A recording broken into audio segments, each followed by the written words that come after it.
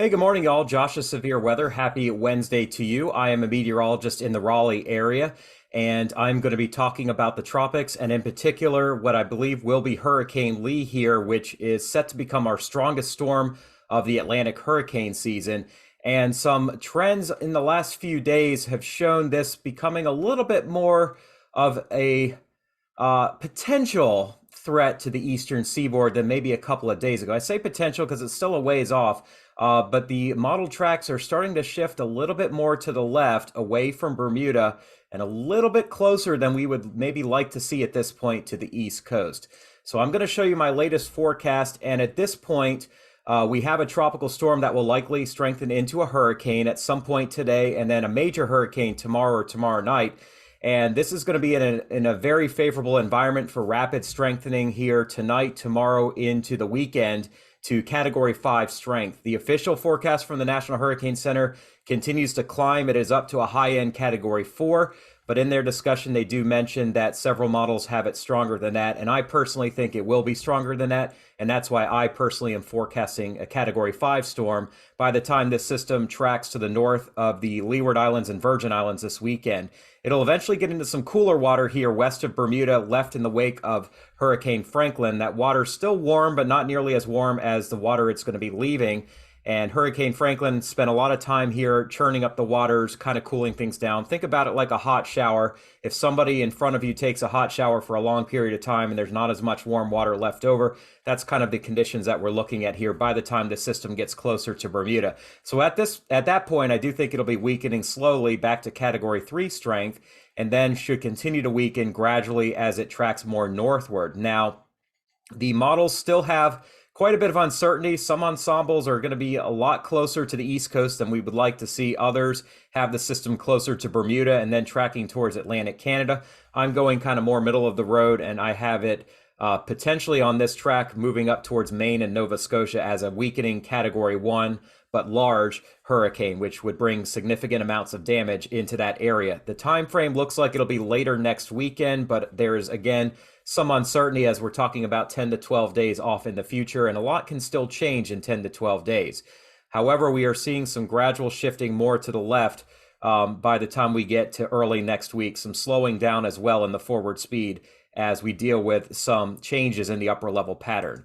The remainder of the tropics are still kind of busy, but not as busy as it was last week. Having said that, we do have a system which has a medium chance of becoming our next named system. Margot would be the name, and that could become a depression or tropical storm towards the end of the week and more likely towards the weekend. That does not look like it's going to be a threat to land at this point. It'll be moving northwest into the central and eastern Atlantic, where waters are going to be cooler. And interestingly enough, we do see a remnant circulation from what was once Category 4 Hurricane Franklin. It's moved more southeastward into some warmer waters between the Azores here and Portugal, and there is at least a little bit of a chance that it could become a subtropical or even tropical storm for a brief amount of time. That would probably only be for a few days, though. More likely just a wind maker here for Portugal and for the waters off to its west. Behind this, I do think we're going to see potentially another system next week coming off of Africa that needs to be watched. The next name after Margot is Nigel. And then after that, I do think we start to see some quieting down as we have a phase shift, which would lead to more wind shear across this portion of the Atlantic. But this is going to be a pretty busy stretch here over the next 2 weeks. A larger view here of the Atlantic shows we do have obviously our main system to keep an eye on. That is Tropical Storm Lee, close to hurricane strength. We've got our other area of remnant low here, Katia, which is not expected to re-intensify into a tropical system. We've got Franklin, which is extra tropical, but could become a tropical system again in here. We also have Idalia, which is no longer tropical, but still a large system, which will be impacting eastern Nova Scotia here in the next 2 days. And then we've got our next area to watch. This has been designated Invest 96L, and that has a 60% chance of developing by the time it gets up into this region here in the eastern Atlantic, tracking north and east of where Lee will be going. In the Pacific, we also have Hova. I called it Jova, and I was mistaken. It's Hova, the Latin or Spanish pronunciation. That is actually strengthening pretty quickly as well. So we are likely going to be dealing with 2 major hurricanes, both at the same time, rapidly intensifying Friday and Saturday.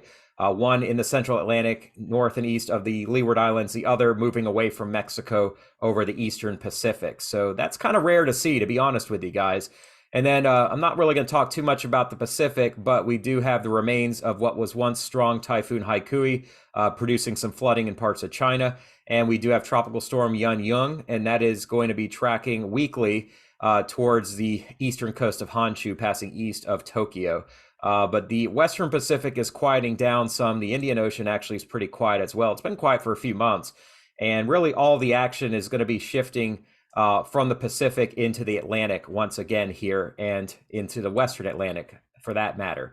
Here is a look at, and I'm going to pull my pen out so I can circle some areas for you guys here, but here is the systems that we're watching. Lee, which is clearly growing in size here over the central Atlantic, projected to continue in this direction and then slow down in here. Eventually a turn coming northward somewhere in here. Could be here, could be here, or it could be more like this. Not quite sure just yet, but that's what we're watching. This is Idalia here, south of Nova Scotia, just west of Sable Island. No longer tropical, but still out there and spinning, and will be moving towards eastern Nova Scotia and then turning away across Newfoundland and accelerating as this trough here picks it up and kicks it off to the east. We do have an upper level low here spinning over the central Atlantic, not expected to form into a tropical system.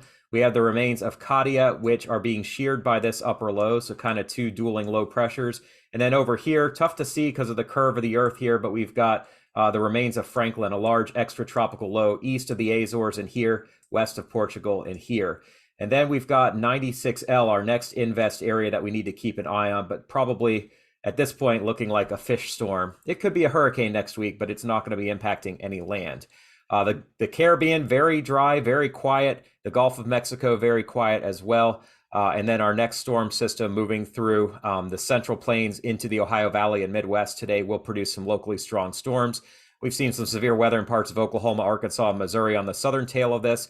The next 2 days, that threat for severe weather shifts into the Ohio Valley, Great Lakes, into the Northeast as well, as that front pushes eastward. And that will follow with some cooler weather for the weekend before it starts warming back up next week. All right, so let's take a look here at the wide view. Here is the infrared. And again, I'm going to circle things for you guys here. This is a flat Earth view of what we just saw, but at least you can kind of see things on the map here. Very well-defined Tropical Storm Lee getting close to hurricane strength this morning. Another wave which doesn't look to develop. And then our next wave right here does not have a circulation center yet, but is projected to by the time it gets into here, and that is going to turn north and west. On the edge of the map, you see Hurricane Hova. That is going to move away to the west. Quiet in the Gulf, quiet in the Caribbean. Here's Idalia and kind of a boundary with Idalia. That's why it's not really tropical anymore. And then here is Franklin, which again, not tropical, but could, as it moves kind of in this direction, produce enough thunderstorm activity to potentially become a subtropical system. Here's the remains of Katia. The remains of Gert are no longer there. They got sucked up by Idalia. And then here's an upper level low, which is spinning in here, not expected to become a surface system at this point. So that is a look at the wide view. Closer to home, you can see Idalia moving slowly northward. It will accelerate more to the north and east and move away from Nova Scotia here by Friday night. And that's going to leave pretty quiet weather in the Western Atlantic for a few more days.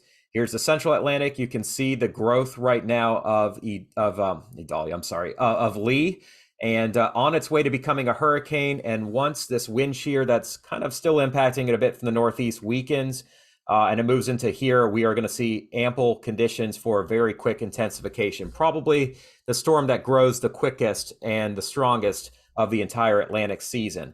So that's what we're going to be tracking there. And then another wave coming in off of Africa. And then you can see the wave behind it, by the way, not looking impressive now, but the models say it's got a chance here next week. And at that point, the uncertainty level is going to grow. You can see on the infrared here, Tropical Storm Lee, at the time of this video, 65-mile-per-hour winds. You can see a central dense overcast beginning to form here and a little bit of an eye-like feature as well. And this will wrap into a hurricane by the time we get to this evening. I think there's no doubt. There's a little bit of wind shear here to the north and east. It is going to start relaxing. That's going to allow some more growth here on the northern side of the storm. And obviously, as the storm continues to fight the shear and the shear goes away, it's got a chance at being a very large hurricane in the next couple of days with large swells that will be impacting the Caribbean islands here by the time we get to this weekend. You can see on the visible satellite, again, a healthy looking system. Not quite filling in on the northern side yet, but starting to get that look of a storm that looks like it will be an intense system. I love Tomer Berg's website, and I'm going to share his graphics here, and I encourage you to visit it, arctic.som.ou.edu/tberg. You can see the National Hurricane Center is predicting this will be an 80-mile-per-hour hurricane by this evening, and then a Category 2 hurricane by tomorrow around lunchtime, and then a Category 3 storm by early in the day on Friday, Category 4 storm by Friday night, and getting close to Category 5 strength over the weekend. I'm again higher than the National Hurricane Center. I don't think they have a bad forecast. They're just clearly going to be a little bit more conservative, which tends to be their trend. But I'm sure there's people in the Hurricane Center that are saying this will be a Category 5, and I have no reason to believe that's not going to happen. You can see the cone does stay just to the north here of the Leeward and Virgin Islands.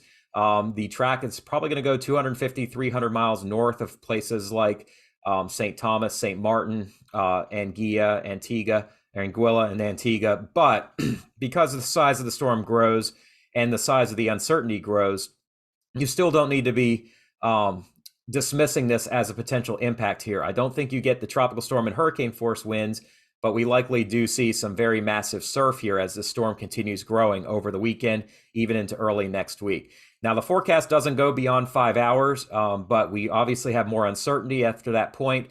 And you can see here these hatched areas. That shows the area of the highest amount of ocean heat content. And we have quite a bit of that, which is going to provide bathwaters for this storm to strengthen. The ocean waters here in the Atlantic are running several degrees above average and probably the warmest on record since records began. I'm not saying they weren't before then, but since records began.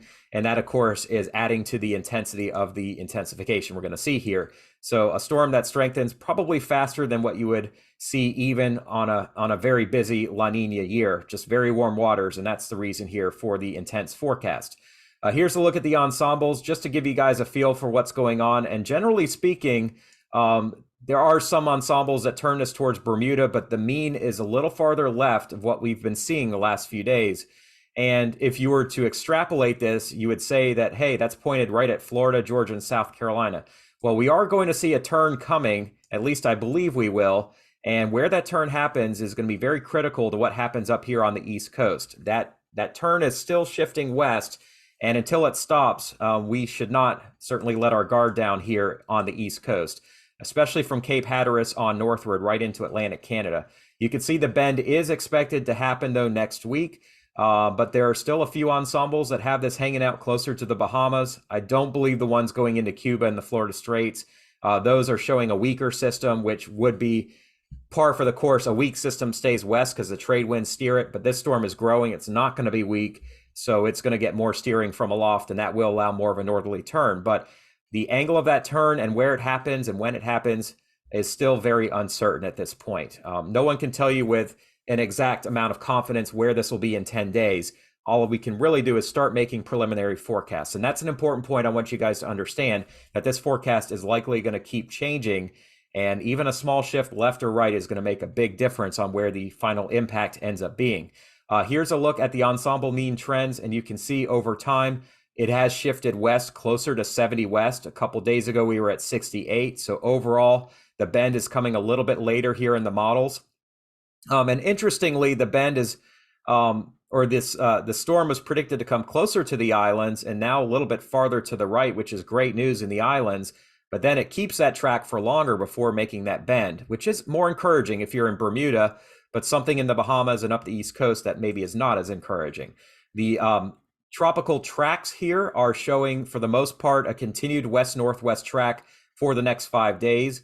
And then we're starting to see, at least on some of the models, a bit more of a curve more to the right. The GFS shows that. The European has been showing that. The only model not showing it is the UK Met, which in my opinion is not a very skillful model.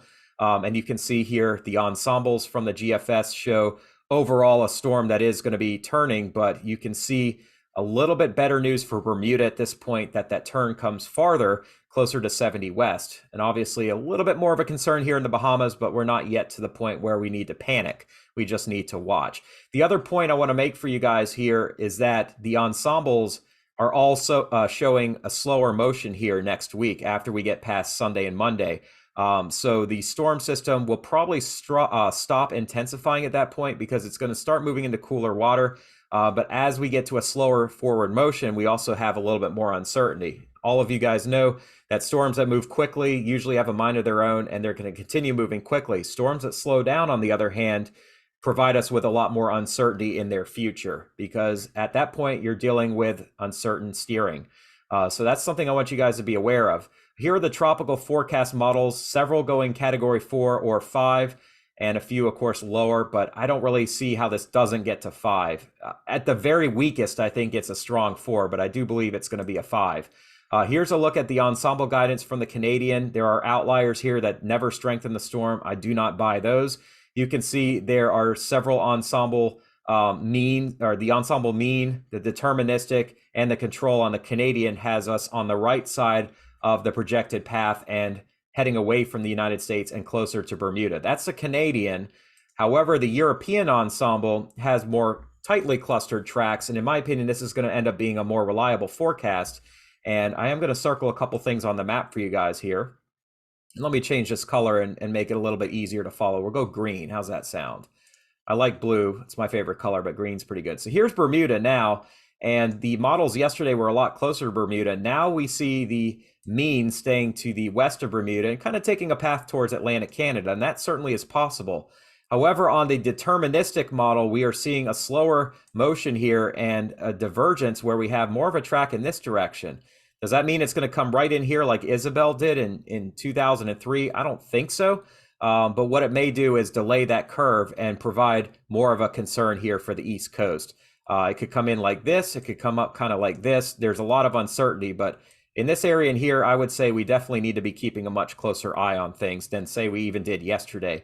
I don't buy these models right here. You can see they're starting to turn in this direction. They're just making that wider turn. And then this ensemble solution that does come into the Bermuda area is so much weaker. It's got like a 996 millibar storm, and we're already stronger than that at this point. The other thing I want to point out is that we've got 1, 2, 3, 4, 5, 6, 7, 8, 9, 10, 11, 12 of the 50 ensembles showing pressures in the 900 millibar zone. Usually a category 5 hurricane would have pressures around or just below 920. A strong category 5 is closer to 900. We've seen the record from Wilma in 2005, I think was 885.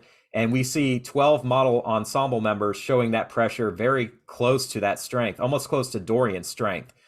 There is one actually at 899. So actually I was wrong, 13. So almost a quarter of the ensemble members from the European show this is going to be an extremely powerful storm with a surface pressure in the 900s or lower, even in 899.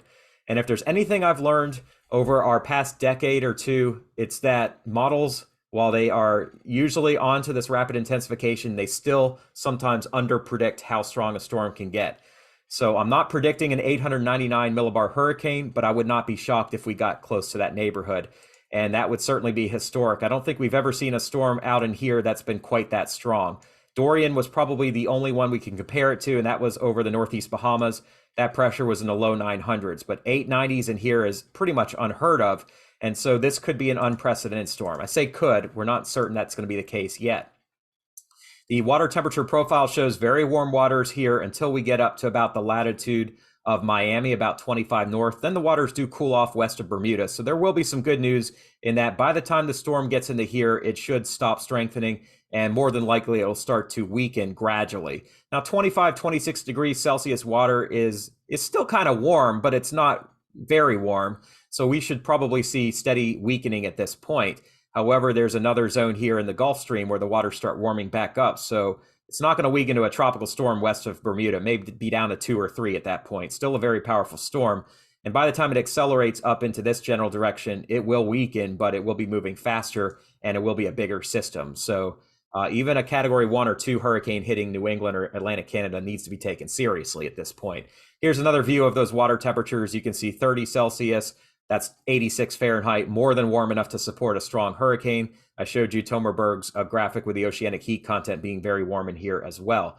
And it actually gets warmer and warmer for probably the next 5 days before it starts cooling off.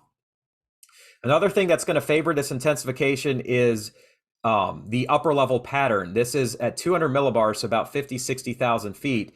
And you can see the storm in here is in an area where we don't have a ton of wind shear, but as it moves west-northwest into here, the area of high pressure aloft actually grows. You can see this circle here, the 1,248 decameters, that area grows. What that does is it allows the storm to grow, ventilate, and produce even larger areas of showers and storms. So it's got nothing stopping it from growing in size until it gets into about the first part of next week on Tuesday and Wednesday. And then that upper level ridge does start to break down, and we see this jet stream here over the northeast, and we see some southwesterly flow aloft. So it is going to start getting some wind shear impacting it when it's south and west of Bermuda by Tuesday night and Wednesday. So it will not be hitting Bermuda as a category 5. It will not be east of North Carolina as a category 5, but it could still be a 3.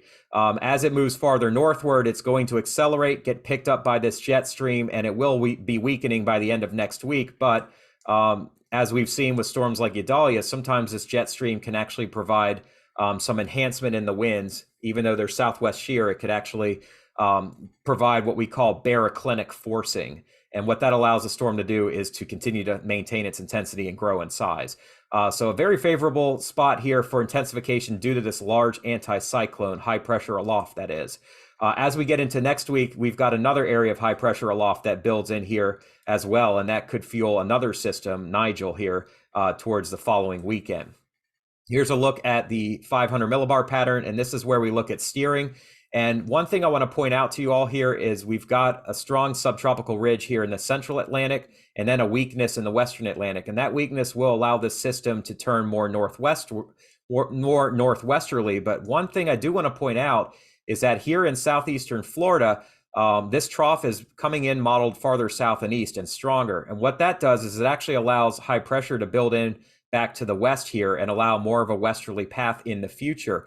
If you take a look at the model this time yesterday, the upper level low was lifting out into the Carolinas. If you look at today's run, it's slower and farther south, digging into Florida. And what that does is it allows this high pressure ridge, you see this 594 here, it allows it to actually build back to the west and provide a more west-northwesterly path and a slower turn to the right.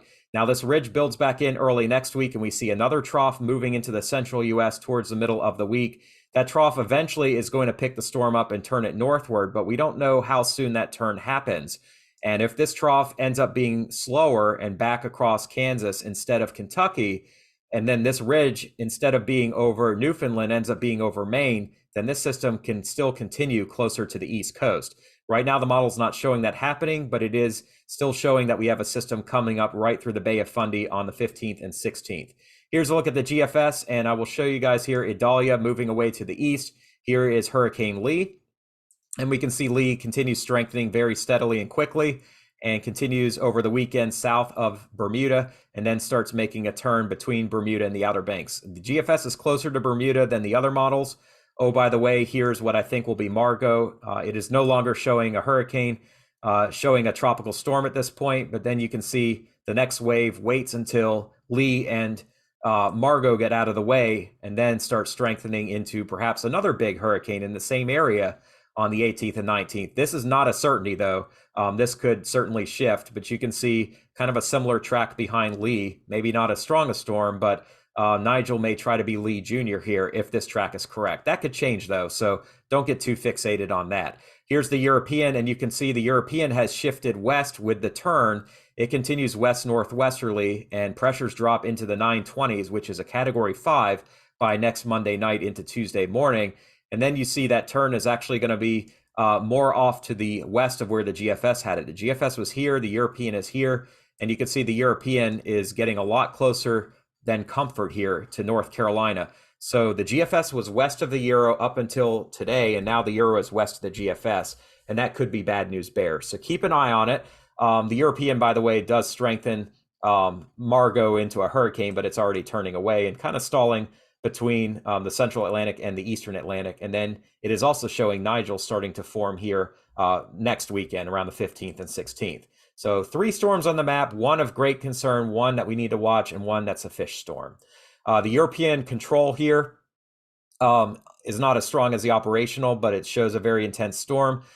It does turn the storm right, but continues that northwesterly track. Do you see how it kind of gets tugged kind of northwesterly here for a little while?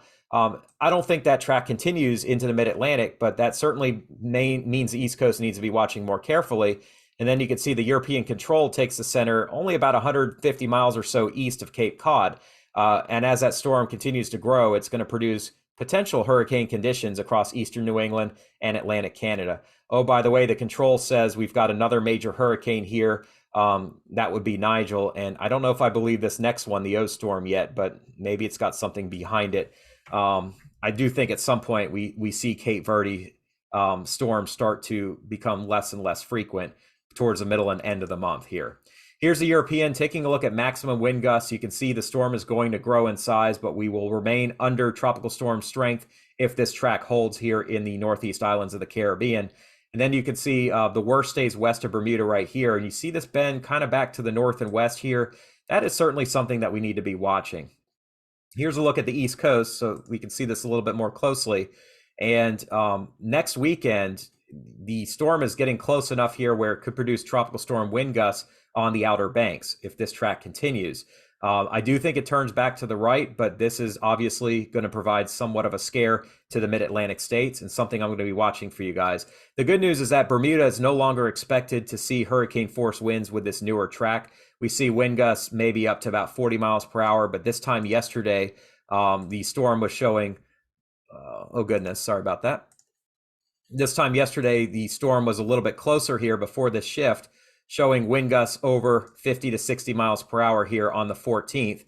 The latest run says those winds stay well to the west of Bermuda at this point. This tropical model, the HAFS, shows how quickly the storm is going to deepen down into the 940s tomorrow night, into the 930s tomorrow, on Friday morning, and into the 920s by the weekend, even 910s. And the HAFS says we've got a hurricane that's got pressure down to 900.9 millibars on Sunday afternoon. So that would be not just a Category 5, but a strong Category 5, perhaps with wind speeds of, I don't know, 170, 180 miles per hour with gusts over 200. So we're getting into the same strength as storms like Dorian and Wilma and Katrina and Mitch at their strongest. And that puts it kind of in the top 10 to top 15 storms in Atlantic history if this verifies. Could it be a little aggressive? I wouldn't be totally shocked if it was, but the HAFS has done a pretty good job on tropical systems that once they form, it has shown a very good amount of intensification. It did pretty well here with storms like Dawn and storms like Idalia, and I expect it's going to do fairly good here as well. So you see over the weekend and next week, this area of winds continues to grow. That's the bigger concern, is the size of the storm, even though the most intense wind will be here near the center. And we may have wind speeds here as strong as 180 miles per hour at 10 meters, which is 30 feet off the ground here over the central Atlantic, saying north and east of the islands here. So a very intense storm. And then behind this system, the HWRF is showing that we could have a tropical storm or even a Category 1 hurricane coming over the eastern Atlantic with Margot. And Nigel has not yet moved off the coast by the 11th. Here's a look at the Pacific real quick. Hurricane Hova growing quickly. This one is actually bigger than Lee and probably going to intensify into a major hurricane here by tomorrow, and then slowly weaken by the weekend over cooler waters. No threat to land. You can see that here, very well modeled, but intensity forecast now showing a Category 4 hurricane, and it's very possible that Hurricane Hova becomes a Category 5 as well here by Friday. So it's very possible we have a Category 5 in the Pacific, and then a day later, a Category 5 in the Atlantic. That is extremely rare. So I appreciate y'all's time today. I know this track is getting us all a little bit more nervous, but I want to remind you that the storm has just formed in the last day, and trying to predict where upper lows and upper highs are going to be 10 days from now is next to impossible. So I do think we're going to have continued changes here, but What I am going to say for you guys here is this trend from the European needs to be watched more closely on the East Coast, especially from North Carolina up into Atlantic Canada. If the trend continues, then obviously there's going to be some greater concern. I could very much see, though, that the trend reverses itself and we see the storm go back closer to Bermuda, eastern Nova Scotia, and Newfoundland. A lot can still happen at this point. One thing is for sure, though, this will be a major storm and it will likely be a Category 4 and quite possibly a strong Category 5 hurricane by the end of the weekend. I appreciate y'all's time. I very much encourage you, if you haven't yet, to consider subscribing and sharing with your friends. And we do have a paid membership option if you want to support me and maybe get faster responses from me and more content pertinent to you. I think eventually we'll do some merchandise as we keep growing. Then I encourage you to do that. It's only 33 cents a day. It helps support me. It allows me to upgrade my equipment and to make more professional videos. And maybe, who knows, I'll have a studio with 4 monitors behind me at some point here in the future. But thank you all so much for your time. I really appreciate you all. I'm going to do my very best to help you guys stay prepared. We're obviously going to be better off prepared than not. And we're going to continue to pray and hope that this continues to be a fish storm and not an East Coast threat. But right now, the trends certainly aren't as encouraging as I'd like for them to be. I thank you, and I give all the glory to God who gives me the strength to do this every day. I'm a Christian man, and I just want you all to know that for 30 years of my life, I was not a Christian, and I was kind of in a slump in my life, in a spot where I didn't know what my future held and what my passion was going to be and why I was really even continuing on in my life. But fortunately, God showed himself through people that came into my life, and I was able to repent, turn to God, and accept Jesus Christ as my Savior. I was very weary in my life, but now I can see the blessings that God has on me. He's helping me grow helping me to grow my YouTube channel, helping me to encourage other people, and most importantly, helping me to just show people that he is still out there and that he's still working in us. Galatians 6, 9, and 10, Paul tells the church of Galatians, and let us not be weary in well-doing, for in due season we shall reap if we faint not. As we have therefore opportunity, let us do good unto all men, especially unto them who are of the household of faith. And the Lord is telling us here that we may feel weary in the work that we do every day, but the seeds that we're planting now will come up later. I'm seeing these blessings, and I pray that you are as well. Opportunities and good are coming to all of us here. But if we don't accept Jesus Christ as our Savior, then when our life comes to an end, that's it. There's no holy kingdom for us. There's no eternal life. There's no heaven, in my opinion. I want to encourage you all to realize that our lives on earth are not very long, 70, 80 years on average, but eternal life is eternity. It's forever. You can be with God and you can be with Jesus as he is coming again. And I want to pray for you and over you if you are either a believer or somebody who's considering being a believer or somebody who does not believe. I do not make that call for you. That is up to you.